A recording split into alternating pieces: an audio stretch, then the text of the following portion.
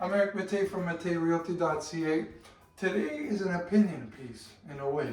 I'm not going to claim that I have evidence one way or the other, but just as a word of caution. So, one thing you won't find in our own home is any odor makers, oil plugins, scent plugins. I won't use any product names. The reason being, a home inspector quite a while ago told me they attended a Home Inspectors Association meeting. One of the topics that came up was that these scent creators or units were all plugged into outlets.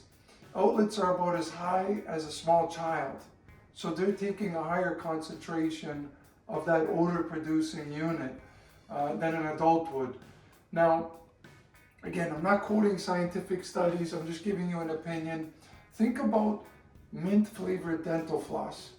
There isn't someone at the factory holding a natural piece of mint and running the dental floss through it. It's made with chemicals in the same way that those plugins are chemically based. How those chemicals affect a young developing set of lungs? What I would suggest, if you really want to change the smell in the house or keep it fresh, I know it sounds basic, but especially in the winter, it's good practice.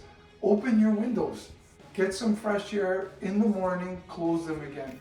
You could take citrus like lemon, oranges, put them in a pot on the oven, and the citrus will fill the air and clean up the air in the home. So again, I'm not telling you not to use them. I would just say exercise caution in plugging in a chemically based odor unit in a home. With people who have sensitivities for breathing, small kids, give it some thought, do your own research. I know it's not a huge real estate topic, but it is in the home and it's something you should consider. I'm Eric Mattei, this is matteirealty.ca.